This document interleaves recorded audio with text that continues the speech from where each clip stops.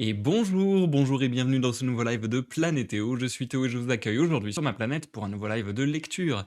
Et oui, aujourd'hui, et si on lisait Le Grand Maulne, écrit par Alain Fournier. C'est notre neuvième live sur cette œuvre, si je ne m'abuse, et nous lirons aujourd'hui les chapitres 10 à 13 de la troisième partie. Comme d'habitude, si vous me regardez en rediffusion sur YouTube, vous trouverez dans la barre de lecture de la vidéo ainsi que dans la description de la vidéo des timecodes qui vous permettront de passer l'introduction, de passer les éventuelles pauses que j'effectuerai pendant la lecture et d'aller au chapitre qui vous intéresse.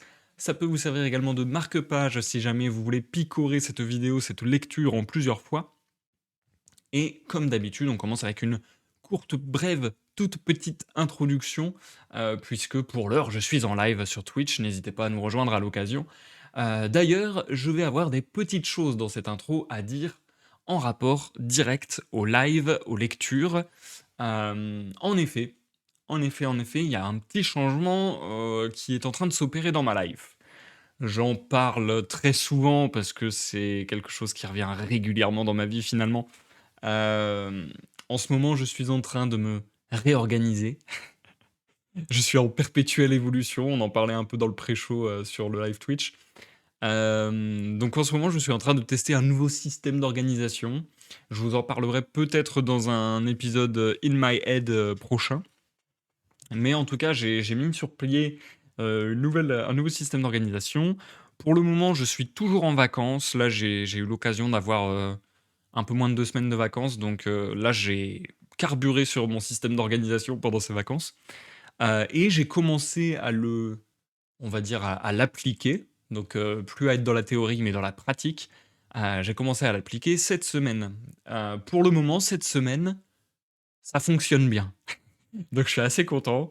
Pour le moment, cette semaine, ça fonctionne bien. J'ai réussi à pas mal, respecter tout ce que je voulais faire, respecter, toutes les envies, toutes les désolé, hop, je cancel un appel. Donc oui, respecter toutes les envies que j'avais, respecter, un peu les préconisations que je m'étais données. Donc je suis assez content et notamment, ça va avoir un petit impact sur les lives. Lequel sera-t-il? Tout simplement, je vais pouvoir a priori, je pense avec une précision de 70-80,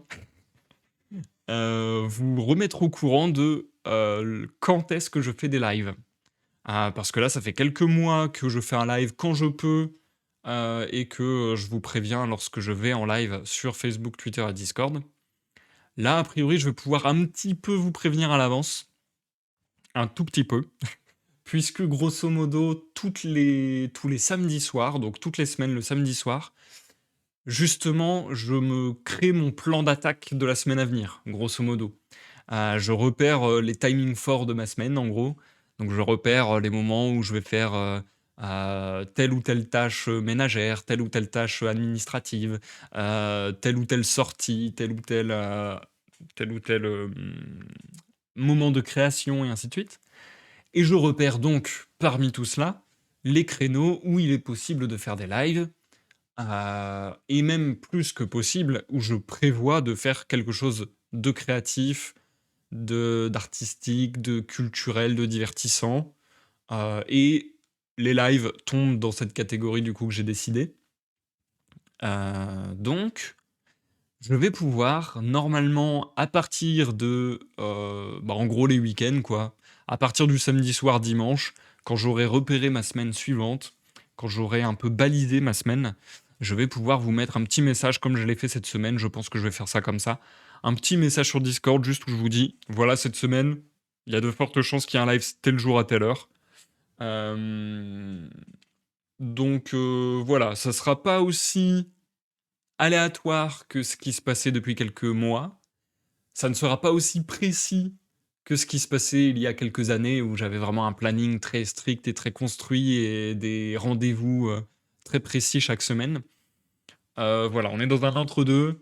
Normalement, une fois que je vous aurai annoncé un live, le samedi soir, dimanche, vous pouvez être sûr à, je dirais 70-80 que ce live aura lieu, à l'heure et à la date, précisée. Voilà, vous pouvez aussi vous dire qu'il y aura peut-être, des lives supplémentaires, mais ça sera vraiment au cas par cas. Je préfère justement dans mon nouveau système d'organisation, me focaliser sur, faire moins mais mieux. Donc faire moins mais de manière plus certaine, de manière plus quali. Donc voilà, je préfère me focaliser dans mon système, d'organisation sur en ce qui concerne les lives, je vais faire un live de lecture ou autre par semaine. Voilà, voilà de quoi je voulais m'entretenir brièvement avec vous dans cette introduction. Je vous invite à vous installer, à prendre à boire, à manger, à vaquer à vos occupations en toute quiétude tandis que vous m'écoutez les amis. Santé à tous. On va essayer comme d'habitude de passer un agréable moment ensemble en enchaînant avec les chapitres 10 à 13 de la troisième partie du roman Le Grand Maulne écrit par Alain Fournier. C'est notre avant-dernier live sur cette œuvre de ce que j'ai repéré. Il me semble qu'on va lire 23 pages aujourd'hui et 24 la prochaine fois et que ça nous mènera à la fin de l'œuvre. On en est donc assez proche du dénouement, on est assez proche des rebondissements de fin, normalement. J'ai vraiment du mal à appréhender comment va se terminer cette histoire. J'ai du mal à voir où ça va aller. La dernière fois, grosso modo, Franz, le personnage de Franz, avait refait son apparition et venait un petit peu perturber le bonheur calme et serein. Quoique, est-ce qu'il est si calme et si serein que ça? C'est peut-être aussi plutôt un révélateur, à voir. Bref, en tout cas, il est venu perturber le bonheur de la maison de Galais et Maulne. Et là, voilà, réapparition de Franz de Galais qui demande par l'intermédiaire du narrateur, du personnage du narrateur, à grosso modo ce qu'on retrouve la femme dont il est amoureux. C'est à peu près ça, en gros. Donc, quelque part, il passe par une histoire un peu similaire, un peu miroir à celle de Maulne avec Madame de Galais. Donc, c'est très intéressant de voir ce diptyque se créer, ce miroir, mais comment ils vont s'enchevêtrer l'un avec l'autre, comment ils vont arriver à une fin de récit. Là, j'avoue que en si peu de pages, je suis très curieux de savoir comment ça va se dénouer. Je suis très très curieux. J'ai du mal à voir la chose venir. On va en découvrir un peu plus aujourd'hui. On se jette dans la lecture sans plus attendre. Et je vous rappelle qu'on est... Je vais arrêter de le dire, mais bon. Je le dis encore un peu. On est dans la nouvelle formule des lives de lecture depuis quelques lives maintenant, où je fais des lectures et des lives plus courts. J'essaie de lire une vingtaine de pages, une 20-25 pages environ. Et puis j'essaie de ne pas faire de pause dans la mesure du possible dans ma lecture.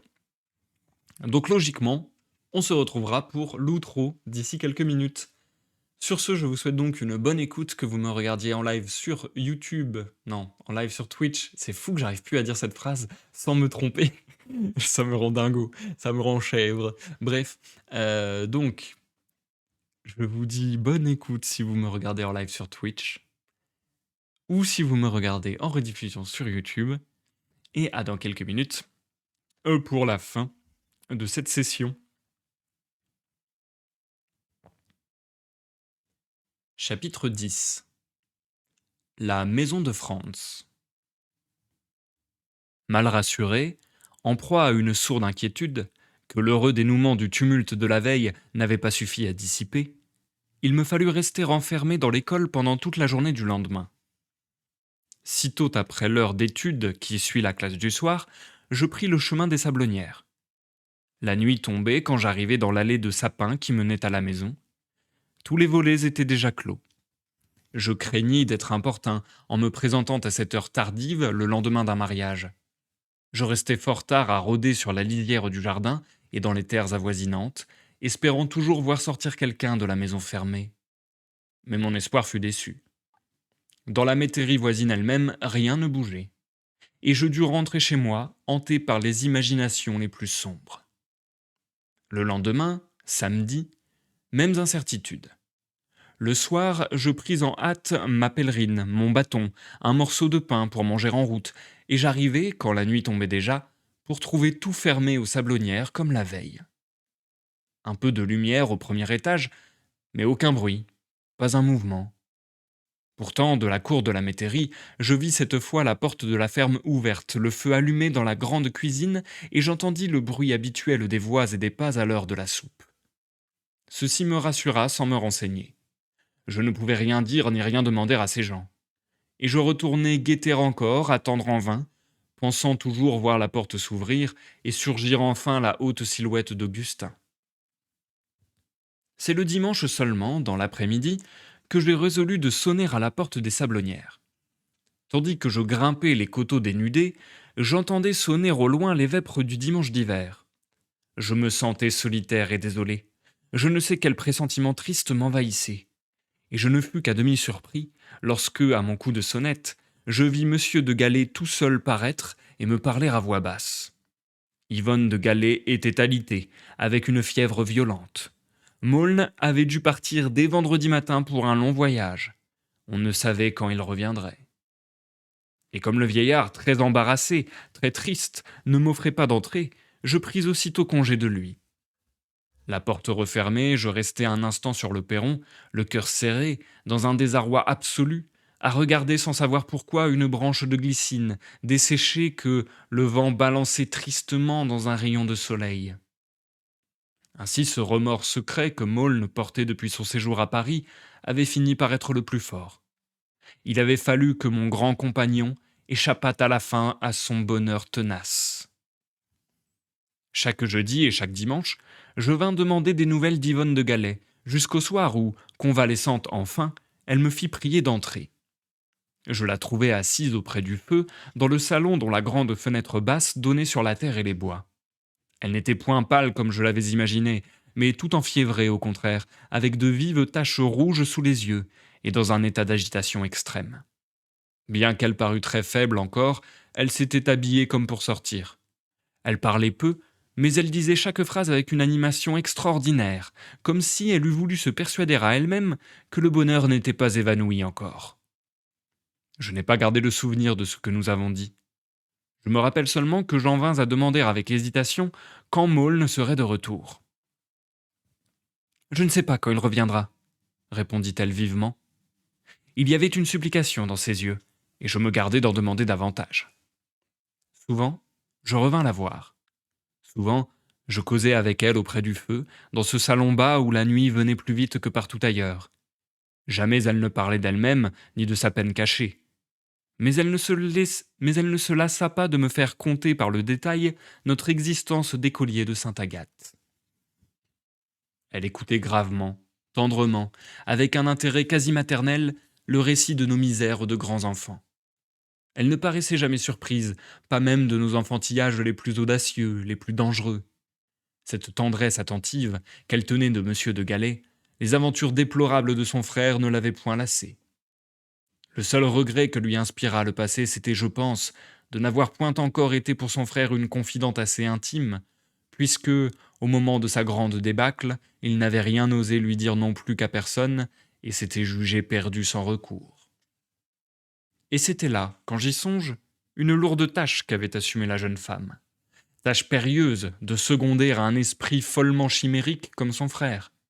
Tâche écrasante, quand il s'agissait de lier partie avec ce cœur aventureux qu'était mon ami le grand Maulne. De cette foi qu'elle gardait dans les rêves enfantins de son frère, de ce soin qu'elle apportait à lui conserver au moins des bribes de ce rêve dans lequel il avait vécu jusqu'à 20 ans, elle me donna un jour la preuve la plus touchante et je dirais presque la plus mystérieuse. Ce fut par une soirée d'avril désolée comme une fin d'automne. Depuis près d'un mois, nous vivions dans un doux printemps prématuré, et la jeune femme avait repris en compagnie de monsieur de Galais les longues promenades qu'elle aimait. Mais ce jour-là, le vieillard se trouvant fatigué et moi-même libre, elle me demanda de l'accompagner malgré le temps menaçant. À plus d'une demi-lieue des sablonnières, en longeant l'étang, l'orage, la pluie, la grêle nous surprirent. Sous le hangar où nous nous étions abrités contre l'averse interminable, le vent nous glaçait, debout l'un près de l'autre, pensifs, devant le paysage noirci. Je la revois dans sa douce robe sévère, toute pâlie, toute tourmentée. Il faut rentrer, disait-elle. Nous sommes partis depuis si longtemps. Qu'a-t-il pu se passer? Mais, à mon étonnement, lorsqu'il nous fut possible enfin de quitter notre abri, la jeune femme, au lieu de revenir vers les sablonnières, continua son chemin et me demanda de la suivre. Nous arrivâmes, après avoir longtemps marché, devant une maison que je ne connaissais pas, isolée au bord d'un chemin défoncé qui devait aller vers Brévrange. C'était une petite maison bourgeoise, couverte en ardoise, et que rien ne distinguait du type usuel dans ce pays, sinon son éloignement et son isolement. À voir Yvonne de Galais, on eût dit que cette maison nous appartenait et que nous l'avions abandonnée durant un long voyage. Elle ouvrit en se penchant une petite grille et se hâta d'inspecter avec inquiétude le lieu solitaire. Une grande cour herbeuse, où des enfants avaient dû venir jouer pendant les longues et lentes soirées de la fin de l'hiver, était ravinée par l'orage. Un cerceau trempé dans une flaque d'eau. Dans les jardinets où les enfants avaient semé des fleurs et des pois, la grande pluie n'avait laissé que des traînées de gravier blanc.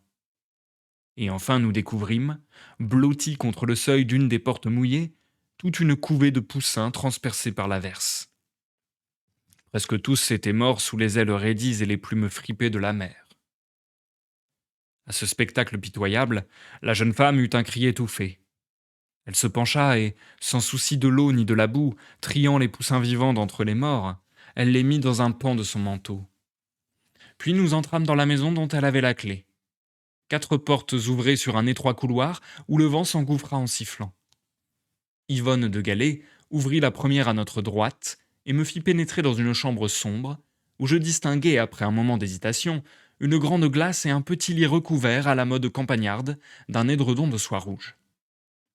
Quant à elle, après avoir cherché un instant dans le reste de l'appartement, elle revint, portant la couvée malade dans une corbeille garnie de duvet qu'elle glissa précieusement sous l'édredon. Et, tandis qu'un rayon de soleil languissant, le premier et le dernier de la journée, faisait plus pâles nos visages et plus obscurs la tombée de la nuit, nous étions là debout, glacés et tourmentés, dans la maison étrange. D'instant en instant, elle allait regarder dans le nid fiévreux, enlever un nouveau poussin mort pour l'empêcher de faire mourir les autres. Et chaque fois, il nous semblait que quelque chose comme un grand vent par les carreaux cassés du grenier, comme un chagrin mystérieux d'enfants inconnus, se lamentait silencieusement. « C'était ici, » me dit enfin ma compagne, « la maison de Franz quand il était petit. Il avait voulu une maison pour lui tout seul, loin de tout le monde, dans laquelle il pût aller jouer, s'amuser et vivre quand cela lui plairait. Mon père avait trouvé cette fantaisie si extraordinaire, si drôle, qu'il n'avait pas refusé. Et quand cela lui plaisait, un jeudi, un dimanche, n'importe quand, Franz partait habiter dans sa maison comme un homme. Les enfants des fermes d'alentour venaient jouer avec lui, l'aider à faire son ménage, travailler dans le jardin. C'était un jeu merveilleux. Et le soir venu, il n'avait pas peur de coucher tout seul. Quant à nous, nous l'admirions tellement que nous ne pensions pas même à être inquiets. Maintenant, et depuis longtemps, poursuivit-elle avec un soupir, la maison est vide. Monsieur de Galais, frappé par l'âge et le chagrin, n'a jamais rien fait pour retrouver ni rappeler mon frère. Et que pourrait-il tenter? Moi, je passe ici bien souvent. Les petits paysans des environs viennent jouer dans la cour comme autrefois, et je me plais à imaginer que ce sont les anciens amis de Franz, que lui-même est encore un enfant, et qu'il va revenir bientôt avec la fiancée qu'il s'était choisie. Ces enfants-là me connaissent bien. Je joue avec eux. Cette couvée de petits poulets était à nous. Tout ce grand chagrin dont elle n'avait jamais rien dit, ce grand regret d'avoir perdu son frère si fou, si charmant et si admiré, il avait fallu cette averse et cette débâcle enfantine pour qu'elle me les confiât. Et je l'écoutais sans rien répondre, le cœur tout gonflé de sanglots. Les portes et la grille refermées, les poussins remis dans la cabane en planches qu'il y avait derrière la maison, elle reprit tristement mon bras et je la reconduisis. Des semaines, des mois passèrent. Époque passée, bonheur perdu. De celle qui avait été la fée, la princesse et l'amour mystérieux de toute notre adolescence. C'est à moi qu'il était échu de prendre le bras et de dire ce qu'il fallait pour adoucir son chagrin, tandis que mon compagnon avait fui. De cette époque, de ces conversations le soir, après la classe que je faisais sur la côte de Saint-Benoît-des-Champs, de ces promenades où la seule chose dont il eût fallu parler était la seule sur laquelle nous étions décidés à nous taire. Que pourrais-je dire à présent? Je n'ai pas gardé d'autre souvenir que celui, à demi effacé déjà, d'un beau visage amaigri, de deux yeux dont les paupières s'abaissent lentement tandis qu'ils me regardent, comme pour déjà ne plus voir qu'un monde intérieur. Et je suis demeuré son compagnon fidèle, compagnon d'une attente dont nous ne parlions pas, durant tout un printemps et tout un été, comme il n'y en aura jamais plus. Plusieurs fois nous retournâmes l'après-midi à la maison de Franz. Elle ouvrait les portes pour donner de l'air, pour que rien ne fût moisi quand le jeune ménage reviendrait. Elle s'occupait de la volaille à demi sauvage qui gitait dans la basse-cour. Et le jeudi ou le dimanche, nous encouragions les jeux des petits campagnards d'alentour, dont les cris et les rires dans le site solitaire faisaient paraître plus déserte et plus vide encore la petite maison abandonnée.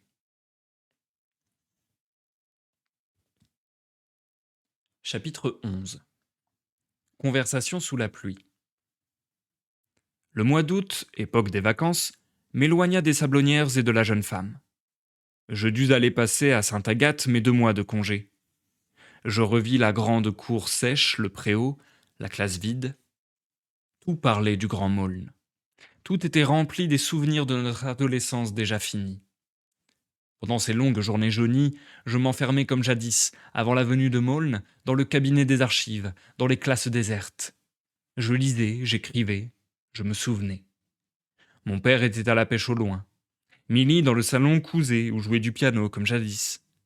Et dans le silence absolu de la classe, où les couronnes de papier vert déchirées, les enveloppes des livres de prix, les tableaux épongés, tout disait que l'année était finie, les récompenses distribuées, tout attendait l'automne, la rentrée d'octobre et le nouvel effort. Je pensais de même que notre jeunesse était finie et le bonheur manquait. Moi aussi, j'attendais la rentrée aux Sablonnières et le retour d'Augustin qui, peut-être, ne reviendrait jamais. Il y avait cependant une nouvelle heureuse que j'annonçai à Milly, lorsqu'elle se décida à m'interroger sur la nouvelle mariée. Je redoutais ses questions, sa façon à la fois très innocente et très maligne de vous plonger soudain dans l'embarras en mettant le doigt sur votre pensée la plus secrète. Je coupai court à tout en annonçant que la jeune femme de mon ami Maulne serait mère au mois d'octobre. À part moi, je me rappelais le jour où Yvonne de Galais m'avait fait comprendre cette grande nouvelle. Il y avait eu un silence, de ma part un léger embarras de jeune homme. Et j'avais dit tout de suite, inconsidérément, pour le dissiper, songeant trop tard à tout le drame que je remuais ainsi. Vous devez être bien heureuse. Mais elle, sans arrière-pensée, sans regret, ni remords, ni rancune, elle avait répondu avec un beau sourire de bonheur. Oui, bien heureuse. Durant cette dernière semaine des vacances, qui est en général la plus belle et la plus romantique, semaine de grande pluie, semaine où l'on commence à allumer les feux, et que je passais d'ordinaire à chasser dans les sapins noirs et mouillés du vieux Nançay, je fis mes préparatifs pour rentrer directement à Saint-Benoît-des-Champs. Firmin, ma tante Julie et mes cousines du vieux Nançay m'eussent posé trop de questions auxquelles je ne voulais pas répondre. Je renonçai pour cette fois à mener durant 8 jours la vie enivrante de chasseur campagnard, et je regagnai ma maison d'école 4 jours avant la rentrée des classes. J'arrivai avant la nuit dans la cour déjà tapissée de feuilles jaunies. Le voiturier parti, je déballai tristement dans la salle à manger sonore et renfermai le paquet de provisions que m'avait fait maman. Après un léger repas du bout des dents, impatient, anxieux, je mis ma pèlerine et partis pour une fiévreuse promenade qui me mena tout droit aux abords des Sablonnières. Je ne voulus pas m'y introduire en intrus dès le premier soir de mon arrivée. Cependant, plus hardi qu'en février, après avoir tourné tout autour du domaine où brillait seule la fenêtre de la jeune femme, je franchis, derrière la maison, la clôture du jardin, et m'assis sur un banc, contre la haie, dans l'ombre commençante, heureux simplement d'être là, tout près de ce qui me passionnait et m'inquiétait le plus au monde. La nuit venait. Une pluie fine commençait à tomber. La tête basse, je regardais sans y songer, mes souliers se mouillaient peu à peu et luire d'eau. L'ombre m'entourait lentement et la fraîcheur me gagnait sans troubler ma rêverie. Tendrement, tristement, je rêvais au chemin boueux de Sainte-Agathe par ce même soir de fin septembre. J'imaginais la place pleine de bruine, le garçon boucher qui siffle en allant à la pompe, le café illuminé, la joyeuse voiturée avec sa carapace de parapluies ouverts qui arrivait avant la fin des vacances chez l'oncle Florentin. Et je me disais tristement, qu'importe tout ce bonheur, puisque Maulne, mon compagnon, ne peut pas y être, ni sa jeune femme. C'est alors que, levant la tête, je la vis à 2 pas de moi. Ses souliers dans le sable faisaient un bruit léger que j'avais confondu avec celui des gouttes d'eau de la haie. Elle avait sur la tête et les épaules un grand fichu de laine noire et la pluie fine poudrée sur son front ses cheveux. Sans doute de sa chambre m'avait-elle aperçu par la fenêtre qui donnait sur le jardin. Et elle venait vers moi. Ainsi ma mère, autrefois, s'inquiétait et me cherchait pour me dire « Il faut rentrer ». Mais ayant pris goût à cette promenade sous la pluie et dans la nuit, elle disait seulement avec douceur « Tu vas prendre froid » et restait en ma compagnie à causer longuement. Yvonne de Gallet me tendit une main brûlante, et renonçant à me faire entrer aux sablonnières, elle s'assit sur le banc moussu et vert de grisé, du côté le moins mouillé, tandis que debout, appuyé du genou à ce même banc, je me penchai vers elle pour l'entendre. Elle me gronda d'abord amicalement, pour avoir ainsi écourté mes vacances. Il fallait bien, répondis-je, que je vinsse au plus tôt pour vous tenir compagnie. Il est vrai, dit-elle presque tout bas avec un soupir. Je suis seule encore. Augustin n'est pas revenu. Prenant ce soupir pour un regret, un reproche étouffé, je commençais à dire lentement « Tant de folie dans une si noble tête. Peut-être le goût des aventures plus fort que tout. » Mais la jeune femme m'interrompit. Et ce fut en ce lieu, ce soir-là, que pour la première et la dernière fois, elle me parla de Maulne. « Ne parlez pas ainsi, dit-elle doucement. François Sorel, mon ami. Il n'y a que nous, il n'y a que moi de coupable. Songez à ce que nous avons fait. Nous lui avons dit « Voici le bonheur, voici ce que tu as cherché pendant toute ta jeunesse. Voici la jeune fille qui était à la fin de tous tes rêves. » Comment celui que nous poussions ainsi par les épaules n'aurait-il pas été saisi d'hésitation, puis de crainte, puis d'épouvante, et n'aurait-il pas cédé à la tentation de s'enfuir ? Yvonne, dis-je tout bas, vous saviez bien que vous étiez ce bonheur-là, cette jeune fille-là. Ah, soupira-t-elle, comment ai-je pu un instant avoir cette pensée orgueilleuse ? C'est cette pensée-là qui est cause de tout. Je vous disais, peut-être que je ne puis rien faire pour lui, et au fond de moi je pensais, puisqu'il m'a tant cherché et puisque je l'aime, il faudra bien que je fasse son bonheur. Mais quand je l'ai vu près de moi, avec toute sa fièvre, son inquiétude, son remords mystérieux, j'ai compris que je n'étais qu'une pauvre femme comme les autres. Je ne suis pas digne de vous, répétait-il quand ce fut le petit jour et la fin de la nuit de nos noces. Et j'essayais de le consoler, de le rassurer. Rien ne calmait son angoisse. Alors j'ai dit, s'il faut que vous partiez, si je suis venu vers vous au moment où rien ne pouvait vous rendre heureux, s'il faut que vous m'abandonniez un temps pour ensuite revenir apaisé près de moi, c'est moi qui vous demande de partir. Dans l'ombre, je vis qu'elle avait levé les yeux sur moi. C'était comme une confession qu'elle m'avait faite, et elle attendait anxieusement que je l'approuve ou la condamne. Mais que pouvais-je dire ? Certes, au fond de moi, je revoyais le grand Maulne de jadis, gauche et sauvage, qui se faisait toujours punir plutôt que de s'excuser ou de demander une permission qu'on lui eût certainement accordée. Sans doute aurait-il fallu qu'Yvonne de Gallet lui fît violence, et, lui prenant la tête entre ses mains, lui dit « Qu'importe ce que vous avez fait, je vous aime, tous les hommes ne sont-ils pas des pécheurs ?» Sans doute avait-elle eu grand tort, par générosité, par esprit de sacrifice, de le rejeter ainsi sur la route des aventures. Mais comment aurais-je pu désapprouver tant de bonté, tant d'amour ? Il y eut un long moment de silence, pendant lequel, troublés jusqu'au fond du cœur, nous entendions la pluie froide dégoûter dans les haies et sous les branches des arbres. « Il est donc parti au matin, poursuivit-elle. Plus rien ne nous séparait désormais. Et il m'a embrassé, simplement, comme un mari qui laisse sa jeune femme avant un long voyage. » Elle se levait. Je pris dans la mienne sa main fiévreuse, puis son bras, et nous remontâmes l'allée dans l'obscurité profonde. « Pourtant, il ne vous a jamais écrit ?» demandai-je. « Jamais, » répondit-elle. Et alors, la pensée nous venant à tous deux de la vie aventureuse qu'il menait à cette heure sur les routes de France ou d'Allemagne, nous commençâmes à parler de lui comme nous ne l'avions jamais fait. Détails oubliés, impressions anciennes nous revenaient en mémoire, tandis que lentement nous regagnions la maison, faisant à chaque pas de longues stations pour mieux échanger nos souvenirs. Longtemps, jusqu'aux barrières du jardin, dans l'ombre, j'entendis la précieuse voix basse de la jeune femme, et moi, repris par mon vieil enthousiasme, je lui parlais sans me lasser, avec une amitié profonde, de celui qui nous avait abandonnés.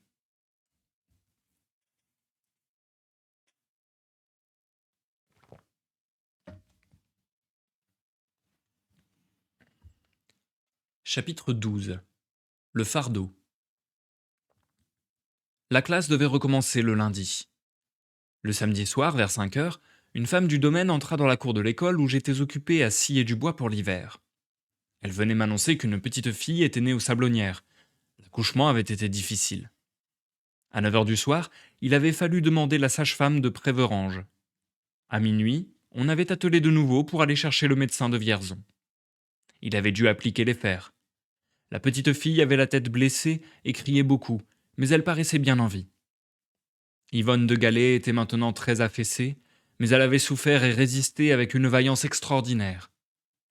Je laissai là mon travail, courus revêtir un autre paletot, et, content en somme de ces nouvelles, je suivis la bonne femme jusqu'aux Sablonnières. Avec précaution, de crainte que l'une des deux blessées ne fût endormie, je montai par l'étroit escalier de bois qui menait au premier étage. Et là, monsieur de Galais, le visage fatigué mais heureux, me fit entrer dans la chambre où l'on avait provisoirement installé le berceau entouré de rideaux. Je n'étais jamais entré dans une maison où fut né le jour même un petit enfant. Que cela me paraissait bizarre et mystérieux et bon. Il faisait un soir si beau, un véritable soir d'été, que monsieur de Galais n'avait pas craint d'ouvrir la fenêtre qui donnait sur la cour. Accoudé près de moi sur l'appui de la croisée, il me racontait avec épuisement et bonheur le drame de la nuit, et moi qui l'écoutais, je sentais obscurément que quelqu'un d'étranger était maintenant avec nous dans la chambre. Sous les rideaux, cela se mit à crier, un petit cri aigre et prolongé. Alors monsieur de Galais me dit à demi-voix « C'est cette blessure à la tête qui l'a fait crier. » Machinalement, on sentait qu'il faisait cela depuis le matin, et que déjà il en avait pris l'habitude. Il se mit à bercer le petit paquet de rideaux. « Elle a ri déjà, dit-il, et elle prend le doigt. Mais vous ne l'avez pas vue. » Il ouvrit les rideaux, et je vis une rouge petite figure bouffie, un petit crâne allongé et déformé par les fers. « Ce n'est rien, dit monsieur de Galais. Le médecin a dit que tout cela s'arrangerait de soi-même. Donnez-lui votre doigt, elle va le serrer. » Je découvrais là comme un monde ignoré. Je me sentais le cœur gonflé d'une joie étrange que je ne connaissais pas auparavant. Monsieur de Galais entr'ouvrit avec précaution la porte de la chambre de la jeune femme. Elle ne dormait pas. « Vous pouvez entrer, dit-il. » Elle était étendue, le visage enfiévré, au milieu de ses cheveux blonds épars. Elle me tendit la main en souriant d'un air las. Je lui fis compliment de sa fille. D'une voix un peu rauque et avec une rudesse inaccoutumée, la rudesse de quelqu'un qui revient du combat. « Oui, mais on me l'a abîmée, dit-elle en souriant. Il fallut bientôt partir pour ne pas la fatiguer. Le lendemain, dimanche, dans l'après-midi, je me rendis avec une hâte presque joyeuse aux Sablonnières. À la porte, un écriteau fixé avec des épingles arrêta le geste que je faisais déjà. Prière de ne pas sonner. Je ne devinais pas de quoi il s'agissait. Je frappai assez fort. J'entendis dans l'intérieur des pas étouffés qui accouraient. Quelqu'un que je ne connaissais pas et qui était le médecin de Vierzon m'ouvrit. « Eh bien, qu'y a-t-il » fis-je vivement. « Chut, chut » me répondit-il tout bas, l'air fâché. « La petite fille a failli mourir cette nuit, et la mère est très mal. » Complètement déconcerté, je le suivis sur la pointe des pieds jusqu'au premier étage. La petite fille endormie dans son berceau était toute pâle, toute blanche, comme un petit enfant mort. Le médecin pensait la sauver. Quant à la mère, il n'affirmait rien. Il me donna de longues explications comme au seul ami de la famille. Il parla de congestion pulmonaire, d'embolie. Il hésitait, il n'était pas sûr. Monsieur de Galais entra, affreusement vieilli en 2 jours, hagard et tremblant. Il m'emmena dans la chambre sans trop savoir ce qu'il faisait. « Il faut, me dit-il, tout bas, qu'elle ne soit pas effrayée. Il faut, a ordonné le médecin, lui persuader que cela va bien. » Tout le sang à la figure, Yvonne de Galais était étendue, la tête renversée comme la veille. Les joues et le front rouge sombre, les yeux par instants révulsés, comme quelqu'un qui étouffe, elle se défendait contre la mort avec un courage et une douceur indicibles. Elle ne pouvait parler, mais elle me tendit sa main en feu, avec tant d'amitié que je faillis éclater en sanglots. Eh bien, dit monsieur de Galet très fort, avec un enjouement affreux, qui semblait de folie. Vous voyez que pour une malade, elle n'a pas trop mauvaise mine. Et je ne savais que répondre, mais je gardai dans la mienne la main horriblement chaude de la jeune femme mourante. Elle voulut faire un effort pour me dire quelque chose, me demander je ne sais quoi. Elle tourna les yeux vers moi puis vers la fenêtre, comme pour me faire signe d'aller dehors chercher quelqu'un. Mais alors une affreuse crise d'étouffement la saisit. Ses beaux yeux bleus qui un instant m'avaient appelé si tragiquement se révulsèrent. Ses joues et son front noircirent, et elle se débattit doucement, cherchant à contenir jusqu'à la fin son épouvante et son désespoir. On se précipita, le médecin et les femmes, avec un ballon d'oxygène, des serviettes, des flacons, tandis que le vieillard penché sur elle criait comme si déjà elle eût été loin de lui, de sa voix rude et tremblante. N'aie pas peur, Yvonne, ce ne sera rien. Tu n'as pas besoin d'avoir peur. Puis la crise s'apaisa. Elle put souffler un peu, mais elle continua à suffoquer à demi, les yeux blancs, la tête renversée, luttant toujours, mais incapable, fût-ce un instant, pour me regarder et me parler, de sortir du gouffre où elle était déjà plongée. Et comme je n'étais utile à rien, je dus me décider à partir. Sans doute j'aurais pu rester un instant encore, et à cette pensée je me sens étreint par un affreux regret. Mais quoi? J'espérais encore. Je me persuadais que tout n'était pas si proche. En arrivant à la lisière des sapins derrière la maison, songeant au regard de la jeune femme tournée vers la fenêtre, j'examinais avec l'attention d'une sentinelle ou d'un chasseur d'hommes la profondeur de ce bois par où Augustin était venu jadis et par où il avait fui l'hiver précédent. Hélas, rien ne bougea. Pas une ombre suspecte, pas une branche qui remue. Mais à la longue, là-bas, vers l'allée qui venait de Prévrange, j'entendis le son très fin d'une clochette. Bientôt parut au détour du sentier un enfant avec une calotte rouge et une blouse d'écolier que suivait un prêtre. Et je partis, dévorant mes larmes. Le lendemain était le jour de la rentrée des classes. À cette heure, il y avait déjà 2 ou 3 gamins dans la cour. J'hésitai longuement à descendre, à me montrer. Et lorsque je parus enfin, tournant la clé de la classe moisie qui était fermée depuis 2 mois, ce que je redoutais le plus au monde arriva. Je vis le plus grand des écoliers se détacher du groupe qui jouait sous le préau et s'approcher de moi. Il venait me dire que la jeune dame des Sablonnières était morte hier à la tombée de la nuit. Tout se mêle pour moi, tout se confond dans cette douleur. Il me semble maintenant que jamais plus je n'aurai le courage de recommencer la classe. Rien que traverser la cour aride de l'école, c'est une fatigue qui va me briser les genoux. Tout est pénible, tout est amer puisqu'elle est morte. Le monde est vide, les vacances sont finies. Fini les longues courses perdues en voiture. Fini la fête mystérieuse. Tout redevient la peine que c'était. J'ai dit aux enfants qu'il n'y aurait pas de classe ce matin. Ils s'en vont, par petits groupes, porter cette nouvelle aux autres à travers la campagne. Quant à moi, je prends mon chapeau noir, une jaquette bordée que j'ai, et je m'en vais misérablement vers les Sablonnières. Me voici devant la maison que nous avions tant cherchée il y a 3 ans. C'est dans cette maison qu'Yvonne de Galet, la femme d'Augustin Maulne, est morte hier soir. Un étranger la prendrait pour une chapelle, tant il s'est fait de silence depuis hier dans ce lieu désolé. Voilà donc ce que nous réservait ce beau matin de rentrée, ce perfide soleil d'automne qui glisse sous les branches. Comment lutterais-je contre cette affreuse révolte, cette suffocante montée de larmes? Nous avions retrouvé la belle jeune fille, nous l'avions conquise. Elle était la femme de mon compagnon, et moi je l'aimais de cette amitié profonde et secrète qui ne se dit jamais. Je la regardais et j'étais content, comme un petit enfant. J'aurais un jour peut-être épousé une autre jeune fille, et c'était à elle la première que j'aurais confié la grande nouvelle secrète. Près de la sonnette, au coin de la porte, on a laissé l'écriteau d'hier. On a déjà apporté le cercueil dans le vestibule en bas. Dans la chambre du premier, c'est la nourrice de l'enfant qui m'accueille, qui me raconte la fin, et qui entr'ouvre doucement la porte. La voici. Plus de fièvre ni de combat, plus de rougeur ni d'attente. Rien que le silence, et entouré d'ouates, un dur visage insensible et blanc, un front mort d'où sortent les cheveux drus et durs. Monsieur de Galais accroupi dans un coin, nous tournant le dos, est en chaussettes, sans souliers, et il fouille avec une terrible obstination dans des tiroirs en désordre, arrachés d'une armoire. Il en sort de temps à autre avec une crise de sanglots, qui lui secoue les épaules comme une crise de rire. Photographie ancienne déjà jaunie de sa fille. L'enterrement est pour midi.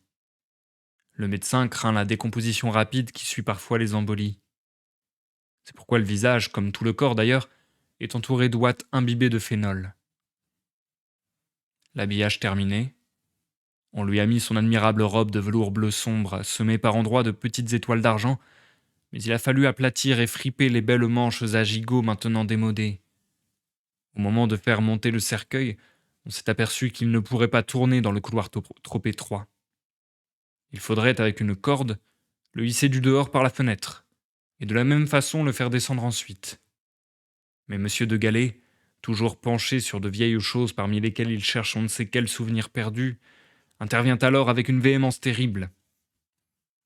Plutôt, dit-il d'une voix coupée par les larmes et la colère, plutôt que de laisser faire une chose aussi affreuse, c'est moi qui la prendrai et la descendrai dans mes bras.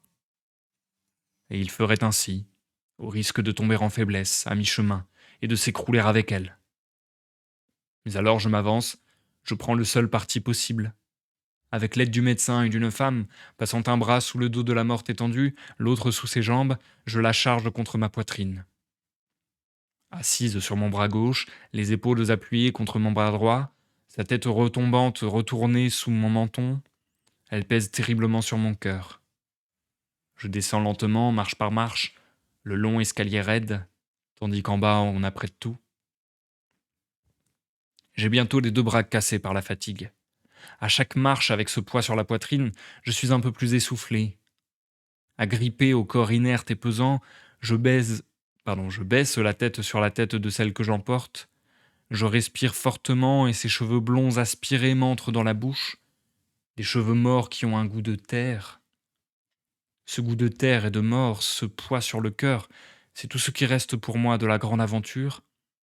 Et de vous, Yvonne de Galais, jeune femme tant cherchée, tant aimée.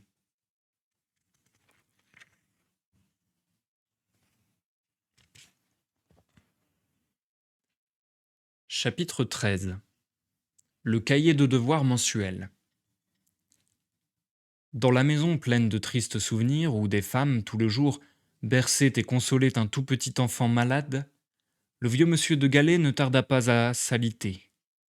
Au premier grand froid de l'hiver, il s'éteignit paisiblement, et je ne pus me tenir de verser des larmes au chevet de ce vieil homme charmant, dont la pensée indulgente et la fantaisie alliée à celle de son fils avaient été la cause de toute notre aventure. Il mourut, fort heureusement, dans une incompréhension complète de tout ce qui s'était passé, et d'ailleurs dans un silence presque absolu. Comme il n'avait plus depuis longtemps ni parents ni amis dans cette région de la France, il m'institua par testament son légataire universel jusqu'au retour de Maulne, à qui je devais rendre compte de tout s'il revenait jamais. Et c'est aux Sablonnières désormais que j'habitais. Je n'allais plus à Saint-Benoît que pour y faire la classe, partant le matin de bonne heure, déjeunant à midi d'un repas préparé au domaine, que je faisais chauffer sur le poêle, et rentrant le soir aussitôt après l'étude. Ainsi je pus garder près de moi l'enfant que les servantes de la ferme soignaient. Surtout j'augmentais mes chances de rencontrer Augustin, s'il rentrait un jour aux Sablonnières. Je ne désespérais pas d'ailleurs de découvrir à la longue dans les meubles, dans les tiroirs de la maison, quelques papiers, quelque indice qui me permit de connaître l'emploi de son temps, durant le long silence des années précédentes, et peut-être ainsi de saisir les raisons de sa fuite, ou tout au moins de retrouver sa trace. J'avais déjà vainement inspecté je ne sais combien de placards et d'armoires, ouvert dans les cabinets de débarras une quantité d'anciens cartons de toutes formes, qui se trouvaient tantôt remplis de liasses de vieilles lettres et de photographies jaunies de la famille de Galais, tantôt bondés de fleurs artificielles, de plumes, d'aigrettes et d'oiseaux démodés. Il s'échappait de ces boîtes je ne sais quelle odeur fanée, quel parfum éteint, qui soudain réveillait en moi pour tout un jour les souvenirs, les regrets, et arrêtait mes recherches. Un jour de congé, enfin, J'avisai au grenier une vieille petite malle longue et basse, couverte de poils de porc à demi rongés, et que je reconnus pour être la malle d'écolier d'Augustin. Je me reprochai de n'avoir point commencé par là mes recherches. J'en fis sauter facilement la serrure rouillée. La malle était pleine jusqu'au bord des cahiers et des livres de Sainte Agathe. Arithmétique, littérature, cahiers de problèmes, que sais-je. Avec attendrissement plutôt que par curiosité, je me mis à fouiller dans tout cela, relisant les dictées que je savais encore par cœur, tant de fois nous les avions recopiées. L'aqueduc de Rousseau, une aventure en Calabre, de P.L. Courrier, lettre de George Sand à son fils. Il y avait aussi un cahier de devoirs mensuels. J'en fus surpris, car ces cahiers restaient au cours et les élèves ne les emportaient jamais au dehors. C'était un cahier vert tout jauni sur les bords. Le nom de l'élève, Augustin Maulne, était écrit sur la couverture en ronde magnifique. Je l'ouvris. À la date des devoirs, avril des années 1890, je reconnus que Maulne l'avait commencé peu de jours avant de quitter Sainte-Agathe. Les premières pages étaient tenues avec le soin religieux qui était de règle lorsqu'on travaillait sur ce cahier de composition. Mais il n'y avait pas plus de 3 pages écrites, le reste était blanc, et voilà pourquoi Maulne l'avait emporté. Tout en réfléchissant, agenouillé par terre à ses coutumes, à ces règles puériles qui avaient tenu tant de place dans notre adolescente, je faisais tourner sous mon pouce le bord des pages du cahier inachevé, et c'est ainsi que je découvris de l'écriture sur d'autres feuillets. Après 4 pages laissées en blanc, on avait recommencé à écrire. C'était encore l'écriture de Maulne, mais rapide, mal formée, à peine lisible. De petits paragraphes de largeurs inégales, séparés par des lignes blanches. Parfois ce n'était qu'une phrase inachevée, quelquefois une date. Dès la première ligne, je jugeais qu'il pouvait y avoir là des renseignements sur la vie passée de Maulne à Paris, des indices sur la piste que je cherchais, et je descendis dans la salle à manger pour parcourir à loisir, à la lumière du jour, l'étrange document. Il faisait un jour d'hiver clair et agité. Tantôt le soleil vif dessinait les croix des carreaux sur les rideaux blancs de la fenêtre, tantôt un vent brusque jetait aux vitres une averse glacée. Et c'est devant cette fenêtre, auprès du feu, que je lus ces lignes qui m'expliquèrent tant de choses, et dont voici la copie très exacte.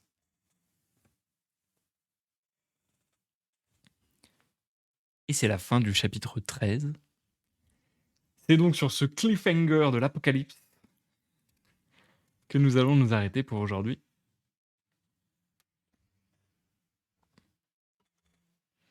Nous passons à l'outro du live, les amis.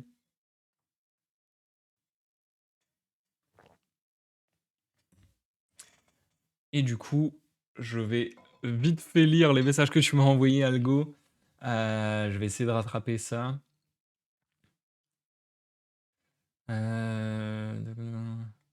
La mort, ah bah là, clairement, le livre a pris une tournure beaucoup plus glauque. On est passé, euh, on est passé peut-être plus de la nostalgie et de l'onirique à la mélancolie et au drame, au cauchemar. Voilà, le rêve, le bonheur tourne un peu au cauchemar. L'idéal meurt, comme tu le dis dans le chat. Là, l'idéal a pris un sacré coup. Euh, la mort tombe comme une info banale de village, alors que pour Maulne et François, c'est tout leur monde qui s'écroule. Alors, je suis pas très d'accord pour le coup avec toi, dans le sens où Maulne, il est pas là. Donc Maulne, il sait pas ce qui se passe, et il y a aucun moyen de le retrouver, aucun moyen de le mettre au courant de toute façon. Alors que par contre, François, le narrateur, je trouve qu'il est bien démoli. Je trouve au contraire que dans la narration, on comprend bien que ça lui fait grave de la peine et qu'il est en mode, bah là, j'ai perdu une amie extrêmement chère, avec qui je me serais vu, à qui je me serais vu confier mes premières amours et ainsi de suite.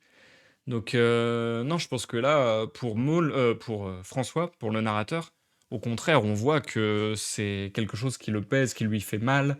Même oui, dans la manière dont est écrit la narration, j'ai bien apprécié d'ailleurs, parce qu'on voit que il fait des phrases un peu courtes.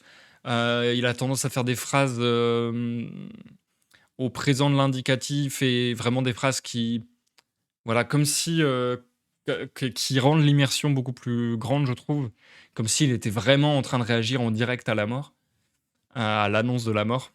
d'Yvonne de Gallet. Donc ouais, non, moi je trouve que pour François, pour le narrateur, on comprend que c'est un monde qui s'écroule et on comprend que c'est quelque chose de fort et de violent et de très triste, de très dramatique, et cetera. À la limite, la mort qui tombe comme une info banale, je trouve c'est plus la mort de Monsieur de Gallet. Mais en même temps, je trouve que justement, c'est un nouveau chapitre et du coup, on voit qu'il y a du temps qui est passé, même dans la manière dont sont formulées les phrases, on peut comprendre, on peut avoir l'impression que du temps est passé et que du coup, il est plus dans l'émotion du moment et qu'il raconte du coup juste factuellement les choses. Et aussi, c'est quelque chose d'un peu plus, je dirais, naturel avec des guillemets. C'est vrai que, une fille ou un fils qui meurt, bah, souvent on se dit, c'est injuste que, l'enfant meure avant les parents et ainsi de suite. Là, entre guillemets, comme il le précise lui-même, c'est un peu plus «logique» entre guillemets, un peu plus naturel si on peut dire avec des guillemets encore une fois, mais, parce que, bah, voilà, Monsieur de Gallet, il y avait personne. C'était un bonhomme, un mec, charmant et cetera, mais il avait personne et entre guillemets, «il a perdu sa raison de vivre», il a perdu sa fille, et voilà quoi. Donc, ça d'ailleurs, c'est quelque chose qui arrive aussi assez souvent, hein, malheureusement, que, lorsque quelqu'un meurt, ça peut entraîner la mort, d'autres personnes, autour, entre guillemets, presque de chagrin, presque de: «Bah, voilà, j'abandonne le combat», entre guillemets, j'abandonne, la lutte pour la vie, entre guillemets, parce que là, et même, enfin, je pense que c'est même pas forcément une décision, hein, d'ailleurs, mais bref, juste, voilà, c'est une sorte de perte de sens, de vitalité, quoi. Et du coup, oui, oui, oui, oui, c'est bien, la jeune dame des Sablonnières, c'est bien Yvonne, Algo, hein. Hem, ouais, non, franchement, je m'attendais pas pour le coup, je m'attendais pas à cette tournure. Je m'attendais pas à cette tournure. Autant quand il y a eu le délire de dire que du coup Maulne, a disparu, qu'il est retourné à l'aventure, ça me choque pas. Ça, c'était assez attendu quelque part. Le fait que, Yvonne soit enceinte, c'est pas non plus quelque chose qui était impossible à voir venir, dans le sens où c'est un schéma qui se voit souvent, du père absent et de la, et de la mère, esseulée. C'est un schéma qu'on rencontre souvent, donc c'était pas non plus impossible à prédire. Par contre, je trouve que dans le texte, au sein de ce texte, au sein du roman Le Grand Maul, c'était pas quelque chose que j'aurais forcément imaginé. Et la suite, vraiment très dramatique, de la naissance qui se passe difficilement, puis au final on dit bah non, en fait ça va. Et en fait, le jour d'après, mort de la mère, mort de Monsieur de Gallet très rapidement après. Bref, un enchaînement de tragédies. Et surtout, je trouve la tonalité, extrêmement, oui, tragique, du narrateur, et voilà, qui est en désolation complète, quoi. Hem, avec ce truc de en fait, j'aime bien, je trouve il y a une phrase qu'il a bien dite, je sais plus c'était quoi exactement la formulation, mais où il dit, «Cette amitié est sincère, des amitiés dont on ne dit pas qu'elle enfin, dont on ne dit jamais qu'elle existe». Enfin, en gros un peu, l'amitié où c'est tellement évident qu'on est très, très bons amis, qu'on prend jamais le temps de dire, à quel point la personne est importante pour nous et tout. Et du coup, je trouve que là, cette sorte de révélation, je l'avais pas vu venir, dans le sens où j'imaginais pas forcément Maulne avoir en fait, pardon. J'imaginais pas forcément François, pardon, le narrateur, avoir une, relation si profonde avec, Yvonne. Parce que dans ma tête, il avait plutôt une sorte d'adoration, fascination pour Maulne et c'était son ami d'enfance, et cetera.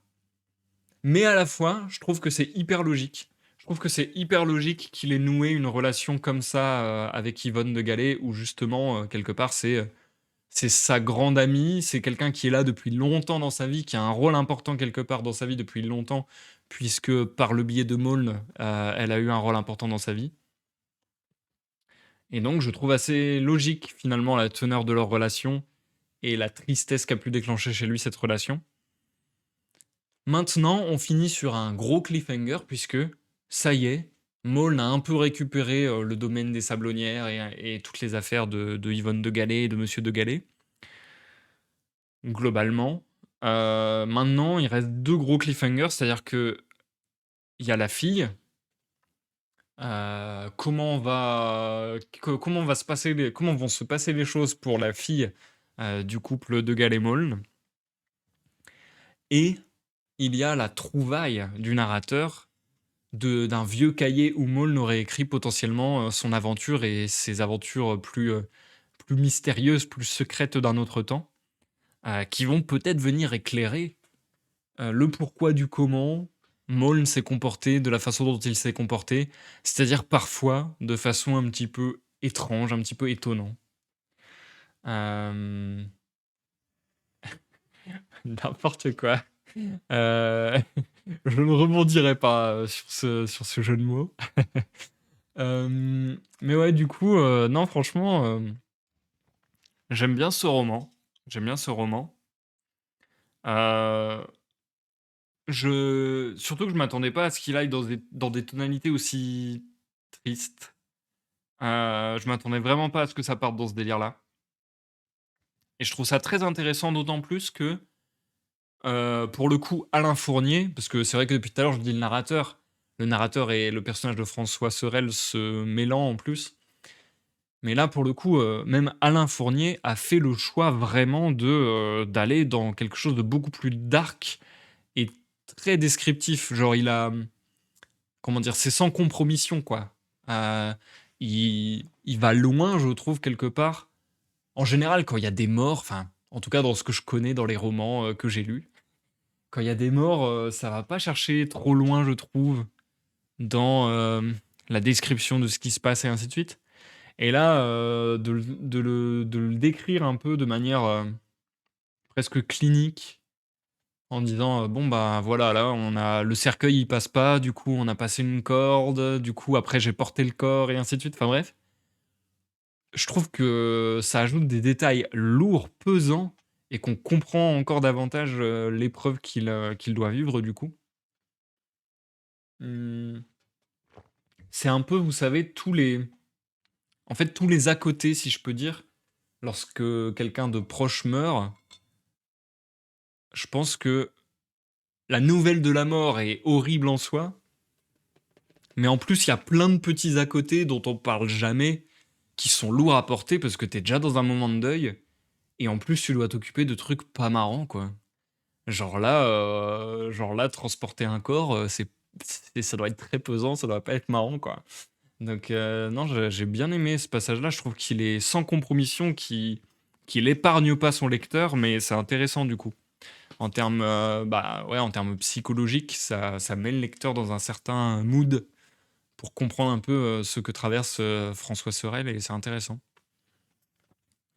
Ouais, franchement, j'aime bien le Grand Maulne, du coup. J'aime bien le Grand Maulne. Il ne nous reste plus qu'un seul live de lecture sur cette œuvre. Plus qu'un seul live de lecture qui sera un petit peu plus long a priori, mais bon, de pas grand-chose, qui devrait nous révéler les dernières aventures d'Augustin Maulne, j'imagine. Je suis en train de faire un petit truc. Je suis en train de regarder si je peux pas trouver mon emploi du temps de la semaine prochaine vite fait pour déjà, à la fin de ce live, vous dire à peu près quand est-ce que j'arrive. Quand est-ce que j'arrive pour la fin de la lecture. Alors, je suis en repos. Ouais, là j'ai un peu de temps. Alors, comme je vous le disais, du coup, comme je vous le précisais en début de live, je suis en train de m'organiser différemment. Donc, le samedi soir, le dimanche, je vous dirai certainement ce qu'il en est pour les créneaux de live de la semaine. Mais partez du principe que d'ores et déjà, je peux vous dire qu'il y a de fortes chances que ce soit jeudi 18 ou vendredi 19. Ça sera certainement l'un de ces deux jours-là. Donc jeudi 18 ou vendredi 19, on terminera certainement la lecture du Grand Maulne écrit par Alain Fournier, dont il nous reste puisque Algo le demande dans le chat. Dont il nous reste 3 chapitres et un épilogue. Donc ça sera, voilà, d'ici une semaine. Et ensuite, je pense, je suis pas encore certain 100%, mais je pense que la semaine du 22 au 28, comme c'est Noël, tout ça, je vais peut-être pas faire de live. Et encore que c'est pas dit, c'est pas sûr. Mais je vais peut-être pas faire de live. Si je fais un live, ça sera certainement un live de gaming, je pense. Mais bon, encore une fois, là, c'est avec des gros points d'interrogation. Et puis, parce que oui, il y a ça aussi, ça y est, j'ai récupéré mon deuxième écran. Donc ça y est, le setup pour les lives de gaming, normalement, est fin prêt. Donc voilà, ce serait sur Little Nightmares 3. Soit je fais ça, soit je fais un In My Head, remarque. Soit je fais une émission In My Head, soit je ne fais pas de live. Et je fais plutôt des réglages techniques peut-être, justement, potentiellement. Parce que là, ma chaîne Twitch... Ah ouais, c'est vrai qu'il y a ça, j'avais zappé. Là, ma chaîne Twitch va arriver à ras-bord. Vous savez, maintenant, il y a des limites sur Twitch de combien d'heures de vidéos on peut stocker sur Twitch. Et là, je crois que j'arrive au maximum, donc il faudrait que je refasse faut que je refasse du tri là-dedans. Bref, en tout cas, une chose est sûre, je reviendrai le mercredi 31 avec une émission pour aménager de la joie dans mon année 2026, puisque je vais repérer toutes les sorties culturelles qui m'intéressent en 2026. Et j'adore faire ça maintenant, tous les ans. Je trouve ça trop cool. Bref, si vous m'avez regardé sur YouTube, n'hésitez pas à laisser un like ou un dislike selon votre appréciation de la vidéo. N'hésitez pas à laisser des commentaires, à vous abonner à la chaîne et à me suivre sur les différents réseaux sociaux. Sur ce, merci Algo de m'avoir accompagné sur ce live. Et je vous souhaite une bonne fin de journée, bonne fin de semaine, bon samedi dimanche. Putain, on est déjà jeudi. Bref, bon samedi dimanche. À bientôt. Des bisous et bye bye.